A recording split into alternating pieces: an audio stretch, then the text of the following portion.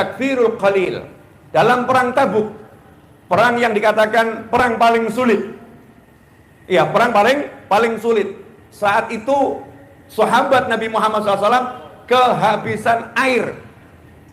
Sampai-sampai onta itu disembelih untuk diambil air di dalamnya, diminum bagian dalamnya. Sehingga kendaraan berkurang. Saat itulah sahabat bergantian naik kendaraan. Fulan naik dulu yang satu jalan, nanti berapa kilo gantian. Kamu naik, saya jalan. Gantian seperti itu. Sampai akhirnya udah nyerah. Minta izin pada Nabi Muhammad SAW untuk disembelihin hewan-hewan ini, mau diambil airnya. Maka diizinkan oleh Nabi Muhammad SAW. Begitu Sayyidina Umar bin Khattab radhiyallahu ta'ala anhu melihat sahabat mendapat izin dari Nabi Muhammad SAW, Sayyidina Umar mengatakan jangan dulu, jangan lakukan. Nah, kenapa Sayyidina Umar mengatakan jangan lakukan itu? Karena Khalifah Umar bin Khattab radhiyallahu anhu mengerti kalau nanti disembelih semua unta-unta ini jalan kaki semua, repot juga, ini masalah baru. Ini masalah baru.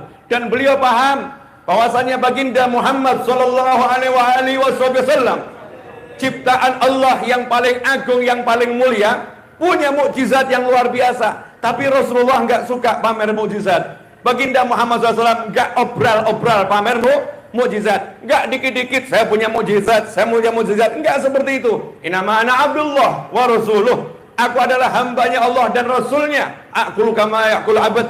Aku makan sebagaimana budak makan, makannya di lantai. Selalu Nabi Muhammad sallallahu alaihi wasallam menunjukkan kemanusiaan beliau sallallahu alaihi wasallam. 3 hari enggak makan, 3 hari lapar, Rasul enggak mengeluh sallallahu alaihi wasallam. Sebagaimana yang diceritakan, sebelum saya lanjutkan kisah tersebut, Sayyidina Abu Bakar berada di masjid. Saat itu bertemu dengan Sayyidina Umar bin Khattab radhiyallahu taala anhu. Maka ditanya oleh Sayyidina Umar bin Khattab radhiyallahu taala anhu, "Kenapa engkau hari ini ada di masjid? Ini bukan jamnya kamu biasa duduk di masjid."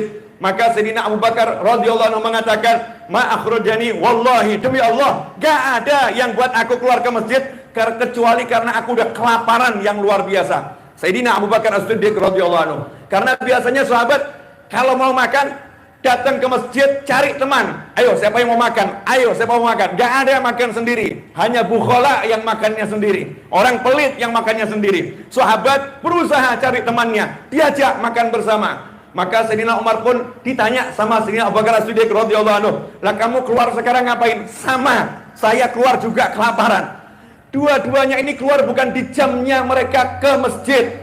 Maka nggak lama kemudian Nabi Muhammad SAW buka pintu rumahnya, masuk ke dalam masjid. Bukan di jamnya, Nabi Muhammad SAW masuk ke dalam masjid. Lihat 2 sahabatnya. Maka Rasul SAW bertanya, "Ma akhrajakuma? Apa yang buat kalian keluar ke masjid di saat ini? Ini bukan jamnya kalian keluar ke masjid." Maka dijawab oleh keduanya, "Demi Allah ya Rasulullah, nggak ada yang buat aku keluar kecuali rasa lapar." Karena duanya juga berharap agar ditraktir oleh Nabi Muhammad SAW. Jadi ya jujur saja, kalau lapar ngomong lapar, jangan gengsi. Nabi Musa dan Nabi Khidir alaihi wassalam lapar, mau meninggal kalau nggak makan, ketuk satu kampung minta makan. Disebutkan dalam Al-Quran, diceritakan oleh Allah subhanahu wa ta'ala. Ini urusan lapar, urusan nyawa. Maka saat itulah Nabi Muhammad SAW menyatakan, "Demi Allah, tidak ada yang buat aku keluar kecuali sama dengan yang buat kalian keluar. Aku juga sudah sekian lama nggak makan dan kelaparan. Ayo ikut saya." Ya, ke rumahnya Abu Ayyub Al-Ansari radhiyallahu taala anhu. Nabi Muhammad SAW biasa ke tempatnya Abu Ayyub Al-Ansari radhiyallahu taala anhu.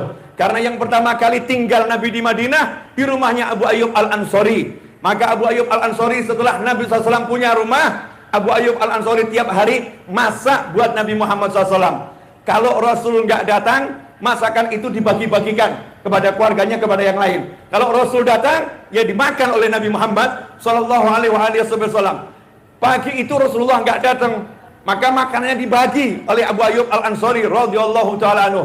Nggak lama di siang hari, datanglah baginda Muhammad SAW bersama Sayyidina Abu Bakar dan Sayyidina Umar radhiyallahu ta'ala anhuma. Maka saat itu istrinya Abu Ayyub Al-Ansari mendengar kedatangan Nabi Muhammad SAW, mengucapkan, "Selamat datang wahai Rasulullah. Ini bukan jamnya biasa engkau datang ya Rasulullah." Rasul mengatakan, "Betul, ini bukan jamnya biasa aku datang." Maka Abu Ayyub Al-Ansari yang mendengar di kebun kedatangan Nabi Muhammad SAW langsung lari menyambut Nabi Muhammad SAW dan mengatakan, ya Rasulullah, mau korma, ya, mau kambing. Dijamu oleh Abu Ayyub Al-Ansari radhiyallahu ta'ala anhu. Nabi juga tidak gengsi, saudara-saudara. Kalau memang lapar dan ini sahabat yang dicintai, Rasul pun mengatakan, baiklah, ambilkan kambing tapi jangan yang menyusui.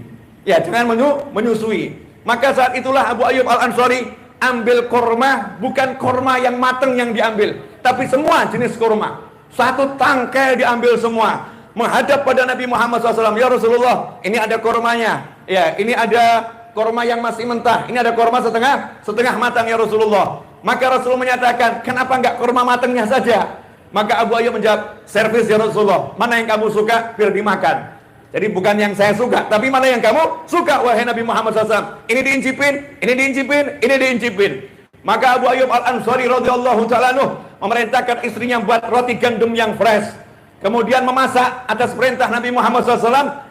Kambing dibagi menjadi dua bagian. Yang sebagian dibuat daging bakar, yang sebagian dibuat marok pakai kuah. Nabi Muhammad SAW menunggu. Begitu masakan dihidangkan sudah matang, maka Nabi Muhammad SAW mengambil roti, mengisinya dengan daging, melipatnya, kemudian mengatakan pada Abu Ayyub Al-Ansari radhiyallahu ta'ala anhu, tolong bawa ini ke rumah Fatimah, karena udah sekian hari dia tidak makan sama seperti aku. Ikhwani rahimakumullah. Nabi Muhammad SAW gak suka pamer mukjizat.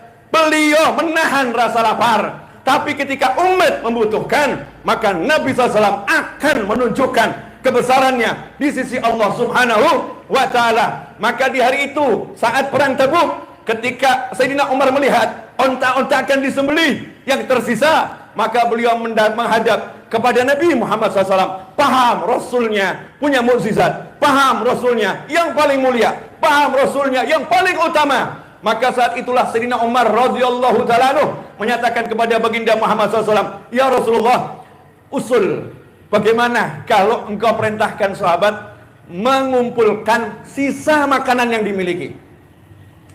Ide yang gak masuk akal. Ngumpulkan sisa makanan. Yang punya satu korma, kumpulkan. Yang punya setengah korma, kumpulkan.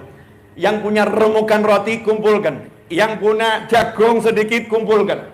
Semua suruh kumpulkan. Ide itu diterima oleh Nabi Muhammad SAW. Sayyidina Umar berkata, nanti kalau udah kumpul ya Rasulullah, engkau doa berkatin. Setelah itu biar dibagi ya Rasulullah. Yakin nanti akan jadi banyak.